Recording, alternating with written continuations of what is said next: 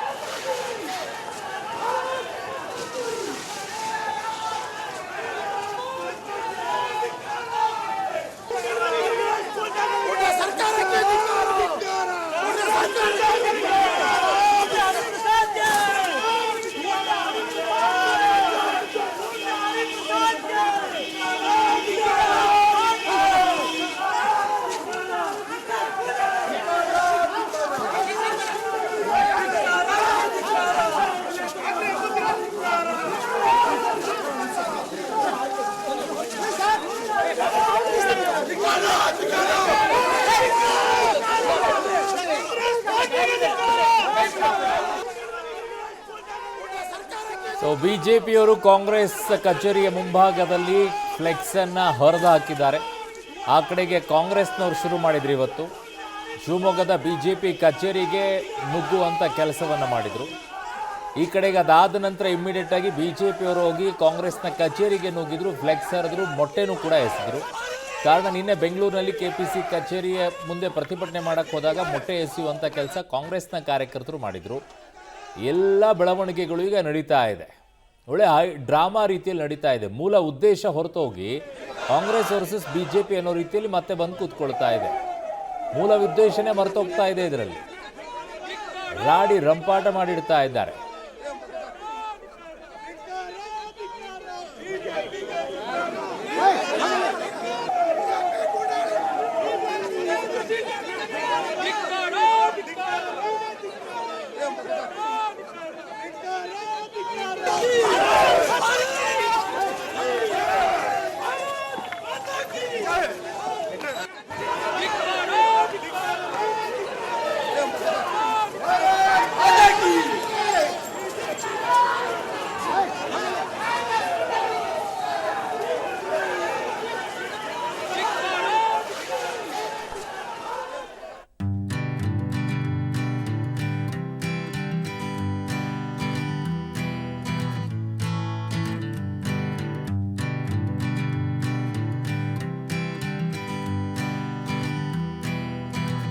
ನನ್ನ ಸಹೋದ್ಯೋಗಿ ಶಿವಮೊಗ್ಗ ಪ್ರತಿನಿಧಿ ನವೀನ್ ನನ್ನ ಸಂಪರ್ಕಕ್ಕೆ ಸಿಗ್ತಾ ಇದ್ದಾರೆ. ನವೀನ್, ಏನಾಗ್ತಾ ಇದೆ ಈಗ ಘಟನಾ ಸ್ಥಳದಲ್ಲಿ? ಯಾವ ರೀತಿಯ ಅಂತ ಪರಿಸ್ಥಿತಿ ಇದೆ? ಎಷ್ಟು ಜನರನ್ನು ವಶಕ್ಕೆ ಪಡ್ಕೊಂಡಿದ್ದಾರೆ ಕಾಂಗ್ರೆಸ್ ಮತ್ತು ಬಿಜೆಪಿಯಲ್ಲಿ? ಹೌದು ಅರುಣ್, ಮುಖ್ಯವಾಗಿ ನೀಟ್ ಪರೀಕ್ಷೆಯನ್ನು ಅಕ್ರಮದ ವಿಚಾರವಾಗಿ ಇವತ್ತು ಶಿವಮೊಗ್ಗದಲ್ಲಿ ನಡೀತಿರುವಂಥ ಪ್ರತಿಭಟನೆಗಳು ಅತಿರೇಕಕ್ಕೆ ಹೋಗಿರುವಂಥದ್ದು. ಒಂದು ಹಂತದಲ್ಲಿ ಕೇಂದ್ರ ಸಚಿವ ಧರ್ಮೇಂದ್ರ ಪ್ರಧಾನ್ ಅವರ ರಾಜೀನಾಮೆಗೆ ಒತ್ತಾಯಿಸಿ ಏನು ಕಾಂಗ್ರೆಸ್ ಪ್ರತಿಭಟನೆಯನ್ನು ಮಾಡ್ತಾ ಇತ್ತು, ಅದಕ್ಕೆ ಸಂಬಂಧಪಟ್ಟಕ್ಕೆ ಶಿವಮೊಗ್ಗದ ಮಾವೀರ ವೃತ್ತದಲ್ಲಿ ಕಾಂಗ್ರೆಸ್ ಕಾರ್ಯಕರ್ತರು ಮತ್ತು ಮುಖಂಡರು ಪ್ರತಿಭಟನೆಯನ್ನು ಮಾಡ್ತಾ ಇದ್ರು. ಪ್ರತಿಭಟನೆ ಮುಗಿಯುವ ಹಂತದಲ್ಲಿ ಕಾಂಗ್ರೆಸ್ನ ಮುಖಂಡರು ಮತ್ತು ಕಾರ್ಯಕರ್ತರು ಸರಿಸುಮಾರು 1 ಕಿಲೋಮೀಟರ್ ದೂರದಲ್ಲಿರುವಂಥ ಕಾಂಗ್ರೆಸ್ ಕಚೇರಿಗೆ ಮುತ್ತಿಯಾಗೋ ಕೆಲಸ, ಅಲ್ಲಿ ಬಿಜೆಪಿ ಕಚೇರಿಗೆ ಮುತ್ತಿಯಾಗೋ ಕೆಲಸವನ್ನು ಮಾಡ್ತಾರೆ. ಪೊಲೀಸರು ತಡೆಯುವಂಥ ಪ್ರಯತ್ನವನ್ನು ಮಾಡಿದ್ರು ಕೂಡ ಏಕಾಏಕಿ ಕಾರ್ಯಕರ್ತರು ಮತ್ತು ಮುಖಂಡರು ಮುಖಂಡರುಗಳು ಬಿಜೆಪಿ ಕಚೇರಿಗೆ ಮುತ್ತಿಗೆ ಕೆಲಸವನ್ನ ಮಾಡ್ತಾರೆ. ಅಲ್ಲಿ ಪಾರ್ಕಿಂಗ್ ಮಾಡಿದಂಥ ಬೈಕ್ಗಳು ಬಿದ್ದು ಹೋಗ್ತವೆ, ಚಪ್ಪಲಿಗಳು ಚೆಲ್ಲಾಪಿಲ್ಲಿ ಆಗ್ತವೆ. ಆ ಮಟ್ಟಿಗೆ ದಾಂಧಲೆಯನ್ನು ಮಾಡೋ ಕೆಲಸವನ್ನ ಕಾಂಗ್ರೆಸ್ ಮುಖಂಡರು ಮತ್ತೆ ಕಾರ್ಯಕರ್ತರು ಮಾಡ್ತಾರೆ. ಅದನ್ನ ತಡೆಯುವಂತ ಕೆಲಸವನ್ನ ಪೊಲೀಸರು ಕೂಡ ಮಾಡುವಂಥದ್ದು. ಒಂದು ಹಂತದಲ್ಲಿ ಕಾಂಗ್ರೆಸ್ ಮುಖಂಡರು ಮತ್ತೆ ಕಾರ್ಯಕರ್ತರನ್ನ ಬಂಧನ ಮಾಡಿ ವಾಪಸ್ ಕಳಿಸೋ ಕೆಲಸವನ್ನ ಮಾಡ್ತಾರೆ. ಆದರೆ ಅದಾದ ಬಳಿಕ ಏನು ಬಿಜೆಪಿ ಕಚೇರಿ ಬಳಿ ಜಮಾಯಿಸಿದಂಥ ಬಿಜೆಪಿ ಕಾರ್ಯಕರ್ತರು ಮತ್ತೆ ಮುಖಂಡರು, ಅದರಲ್ಲೂ ಕೂಡ ಯುವ ಮೋರ್ಚಾ ಕಾರ್ಯಕರ್ತರು ಅದಕ್ಕೆ ಪ್ರತಿಯಾಗಿ ಹೋರಾಟವನ್ನು ರೂಪಿಸುವಂಥದ್ದು, ಶಿವಮೊಗ್ಗದ ಕಾಂಗ್ರೆಸ್ ಕಚೇರಿಗೆ ಮುತ್ತಿಗೆ ಹಾಕುವಂಥದ್ದು. ನಾನೀಗ ಶಿವಮೊಗ್ಗದ ಕಾಂಗ್ರೆಸ್ ಕಚೇರಿ ಬಳಿ ಇದ್ದೇನೆ, ನೀವು ಕೂಡ ಗಮನಿಸಬಹುದು. ಒಂದು ಹಂತದಲ್ಲಿ ಏನು ಕಾಂಗ್ರೆಸ್ ಕಾರ್ಯಕರ್ತರು ಮತ್ತೆ ಮುಖಂಡರು ಯಾವಾಗ ಬಿಜೆಪಿ ಕಚೇರಿಗೆ ಮುತ್ತಿಗೆಯನ್ನು ಹಾಕ್ತಾರೋ ಅದಕ್ಕೆ ಪ್ರತಿಯಾಗಿ ಇದೀಗ ಶಿವಮೊಗ್ಗದ ಕಾಂಗ್ರೆಸ್ ಕಚೇರಿಗೆ ಯುವ ಮೋರ್ಚಾ ಕಾರ್ಯಕರ್ತರು ಮತ್ತು ಮುಖಂಡರು ಏನು ಮುತ್ತಿಗೆ ಹಾಕಿರುವಂಥದ್ದು. ಮುಖ್ಯವಾಗಿ ಕಾಂಗ್ರೆಸ್ ಕಚೇರಿ ಮುಂಭಾಗದಲ್ಲಿದ್ದಂಥ ಫ್ಲೆಕ್ಸ್ ಅನ್ನು ಕೂಡ ಪೊಲೀಸರು ಸಾಕಷ್ಟು ಭದ್ರತೆಯನ್ನು ಮಾಡ್ಕೊಂಡಿದ್ರು, ಬ್ಯಾರಿಗೇಡ್ಗಳನ್ನು ಹಾಕೊಂಡು ತಡೆಯುವಂಥ ಪ್ರಯತ್ನವನ್ನು ಮಾಡಿದ್ರು ಕೂಡ ಏನು ಬಿಜೆಪಿಯ ಯುವ ಮೋರ್ಚಾ ಕಾರ್ಯಕರ್ತರು ಮತ್ತು ಮುಖಂಡರುಗಳು ನೇರವಾಗಿ ಬಿಜೆಪಿ ಏನು ಕಾಂಗ್ರೆಸ್ ಕಚೇರಿಗೆ ನುಗ್ಗುವಂಥದ್ದು. ಇಲ್ಲಿ ಹಾಕಿದಂಥ ಫ್ಲೆಕ್ಸ್ ಅನ್ನು ನೀವು ಕೂಡ ಗಮನಿಸಬಹುದು. ದೃಶ್ಯಗಳಲ್ಲಿ ಕಂಪ್ಲೀಟ್ ಆಗಿದ್ದಂಥ ಫ್ಲೆಕ್ಸ್ ಅನ್ನು ಸಿದ್ದರಾಮಯ್ಯ ಇರ್ಬೋದು, ಡಿ ಕೆ ಶಿವಕುಮಾರ್ ಇರ್ಬೋದು, ಇಲ್ಲಿನ ಸ್ಥಳೀಯ ಮುಖಂಡರುಗಳಿಂದ ಏನು ಫ್ಲೆಕ್ಸ್ ಇತ್ತು ಆ ಫ್ಲೆಕ್ಸ್ ಅನ್ನು ಸಂಪೂರ್ಣವಾಗಿ ಹರಿದಾಕೋ ಕೆಲಸವನ್ನ ಮಾಡಿದ್ರು.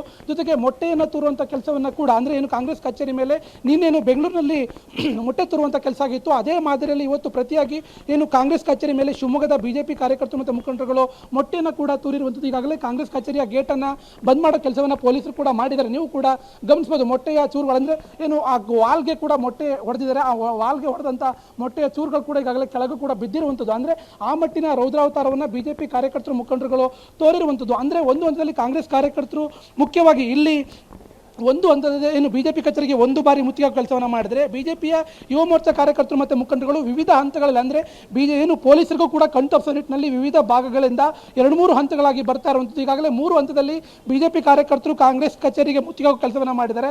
ಅದರ ಮುಂದುವರಿದ ಭಾಗವಾಗಿ ಇದೀಗ ಮತ್ತೊಮ್ಮೆ ಬಿಜೆಪಿಯ ಮಹಿಳಾ ಮೋರ್ಚಾ ಮುಖಂಡರು ಮತ್ತು ಕಾರ್ಯಕರ್ತರು ಮತ್ತೊಮ್ಮೆ ಮುತ್ತಿಗೆ ಹಾಕುವಂಥ ಸಾಧ್ಯತೆಗಳು ಕೂಡ ಇರುವಂಥದ್ದು. ಆ ಹಿನ್ನೆಲೆಯಲ್ಲಿ ಈಗ ಮತ್ತೊಂದು ಹಂತದಲ್ಲಿ ಈಗಾಗಲೇ ಮಹಿಳಾ ಸಿಬ್ಬಂದಿ ಇರ್ಬೋದು, ಅಧಿಕಾರಿಗಳಿರ್ಬೋದು, ಜೊತೆಗೆ ಪೊಲೀಸರು ಬ್ಯಾರಿಗೇಡ್ಗಳನ್ನು ಹಾಕಿ ಕಾಂಗ್ರೆಸ್ ಕಚೇರಿಗೆ ರಕ್ಷಣೆ ಕೊಡುವಂಥ ಕೆಲಸವನ್ನು ಮಾಡ್ತಾ ಇದ್ದಾರೆ. ಅಂದ್ರೆ ಒಂದು ಹಂತದಲ್ಲಿ ಈಗಾಗಲೇ ಎಲ್ಲರೂ ಕಡೆ ಮುಖಂಡರು ಮತ್ತೆ ಕಾರ್ಯಕರ್ತರನ್ನ ಬಂಧನ ಮಾಡೋ ಕೆಲಸವನ್ನ ಮಾಡಿದ್ರು ಕೂಡ ಪ್ರತಿಭಟನೆ ಸ್ವರೂಪ ಇನ್ನೂ ಕೂಡ ಕಡಿಮೆ ಆಗಿಲ್ಲ. ಯಾಕಂದ್ರೆ ಯಾವ ಕಚೇರಿ ಮೇಲೆ ಯಾವ ಮುಖಂಡರು ಮತ್ತೆ ಕಾರ್ಯಕರ್ತರು ದಾಳಿಯನ್ನ ಮಾಡ್ತಿರೋ ನಿರೀಕ್ಷೆ ಕೂಡ ಇಲ್ಲ. ಆ ನಿಟ್ಟಿನಲ್ಲಿ ಈಗ ಪೊಲೀಸರು ಒಂದಷ್ಟು ಬಂದೋಬಸ್ತನ್ನು ಮಾಡಿಕೊಂಡು ಕಾಯ್ತಾ ಇರುವಂತದ್ದು. ಅರುಣ್. ಓಕೆ ನವೀನ್, ನಿಮ್ಮೆಲ್ಲ ಮಾಹಿತಿಗೆ ಧನ್ಯವಾದಗಳು.